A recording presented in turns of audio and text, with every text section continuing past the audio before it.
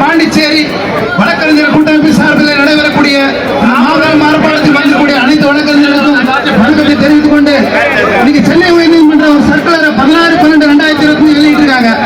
29ஆம் தேதி, 30ஆம் தேதி, 31ஆம் தேதி, 2ஆம் தேதி எல்லா பார் அசோசியேஷனுக்கும் ட்ரைனிங் கொடுக்கணுமா?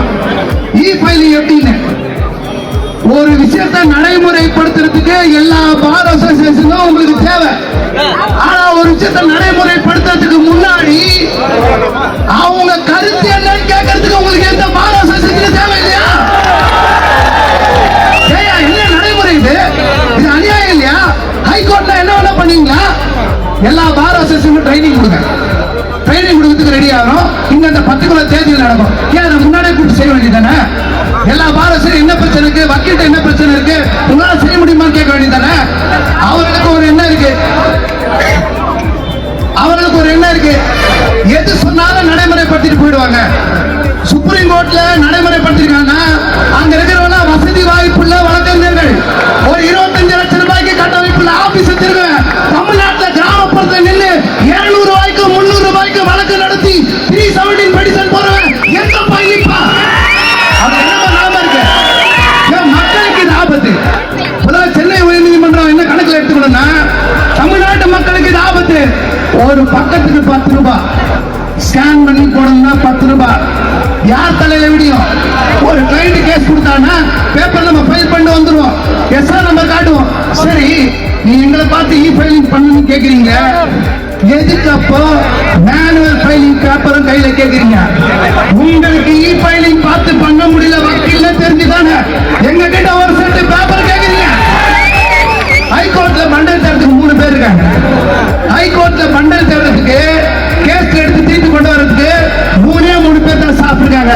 தமிழ்நாடு முழுக்க ஸ்டாஃப் கிடையாது, கட்டமைப்பு கிடையாது, கம்ப்யூட்டர் கிடையாது, கணிப்பறை கிடையாது, மேஜை கிடையாது, டேபிள் கிடையாது, அடிப்படை ஊழியர் கிடையாது, எந்த கட்டமைப்பு கிடையாது, ஃபேன் கிடையாது.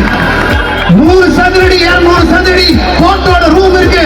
இந்த நிலைமையில எந்த பக்கம் அடிப்படை வசதி இல்லாம நீ இ-ஃபைலிங் முறை கட்டமைப்பு சொன்னா அந்த சர்க்குலர் டீச்சு போட்டு தூக்கி போட்டு வேணாம்னு சொல்லக்கூடிய அவசியம் வழக்கறிஞர்களுக்கு இருக்கு. நண்பர்களே, பூந்தமல்லி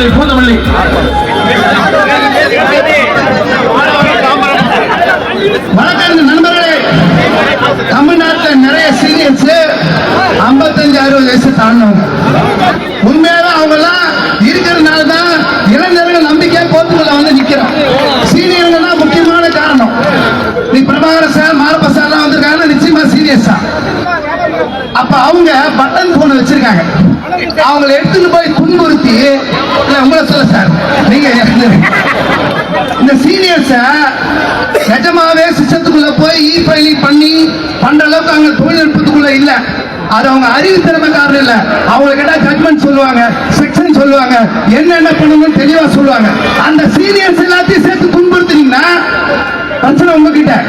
நாங்க ஒண்ணு சொல்றோம், நீங்க ஒண்ணு பண்ணுங்க. நாங்க பேப்பர்ல எடுத்து வந்து குத்துறோம்.